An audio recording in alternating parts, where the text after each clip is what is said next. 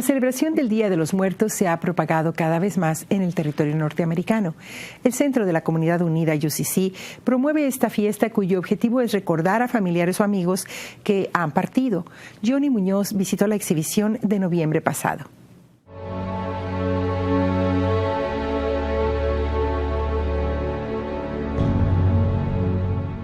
Traditional ofrenda is actually about 3 tiers, and on the ofrenda itself there are various things placed, such as cempasúchil flowers, and the original meaning of the cempasúchil flower means 20 flowers.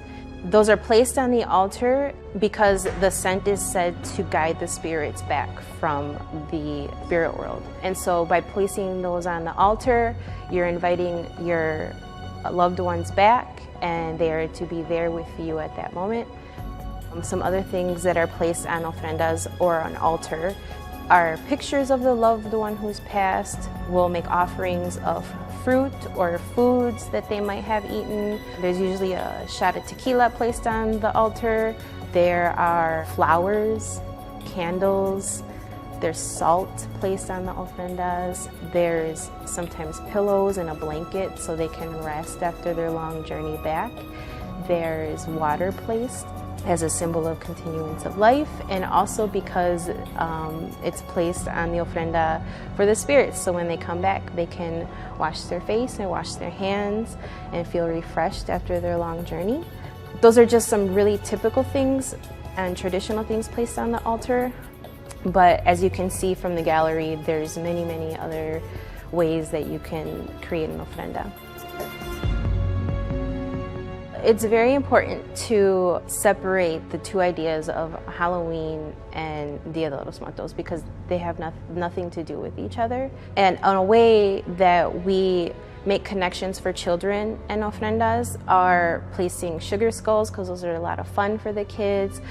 Sometimes the calaveras are very fun and whimsical. It gets the children's attention.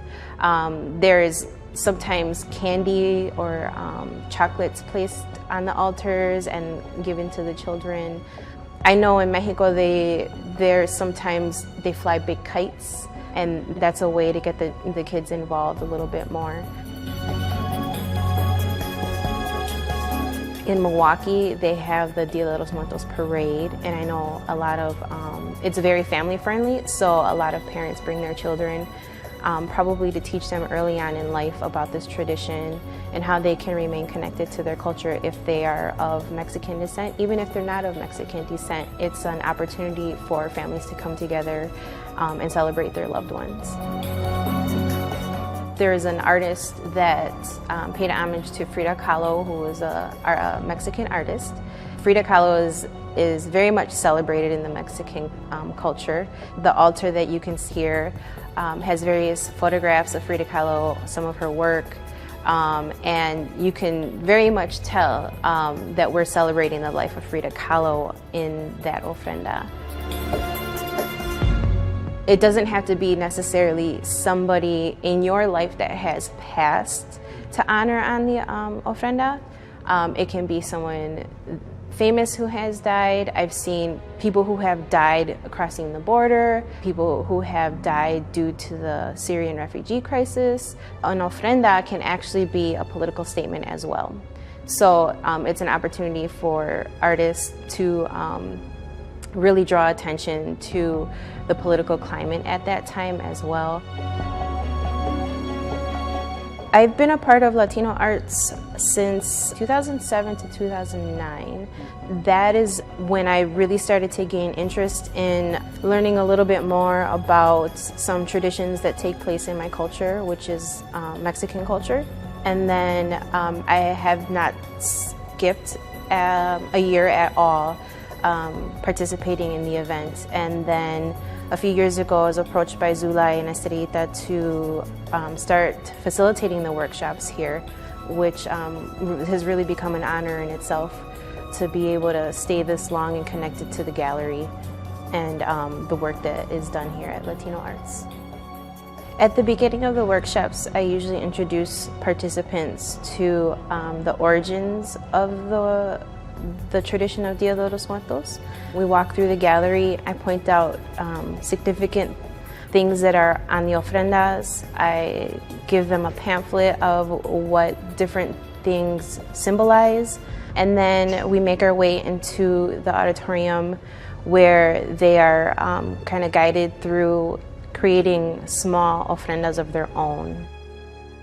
Participants that will come through the gallery will find traditional altars or ofrendas. They'll find abstract ofrendas. They'll find paintings. They'll find a lot of sugar skulls. They'll find photography. Myself, I actually created a painting this year, which is something I've never done before. And then we have kind of installation pieces where people can walk through and be a part of the actual ofrenda. So there's a lot of variety. The actual ofrenda itself can be made into your own. So whatever the artist or the person who's creating it really is allowed to make it their own and create an ofrenda that is just right for them. Me llamo Regia. I chose to honor my great-grandfather. My favorite memory of him is that he liked to play golf in crazy outfits. He was a loving, funny, joyful, and energetic man. Sam William Neely is my great-grandfather. Sam William Neely es mi bisabuelo. If anyone is ever interested in learning more about this very beautiful, very spiritual event that takes place every year here at Latino Arts, it's actually a time where it's open to the community, so anyone can participate. You just need to contact Zula or Estrellita to become more involved. And I think that is very important in order for us to keep this tradition going. And it's important for us to allow the community in to be a part of this event so they can also take ownership of what's happening in their community.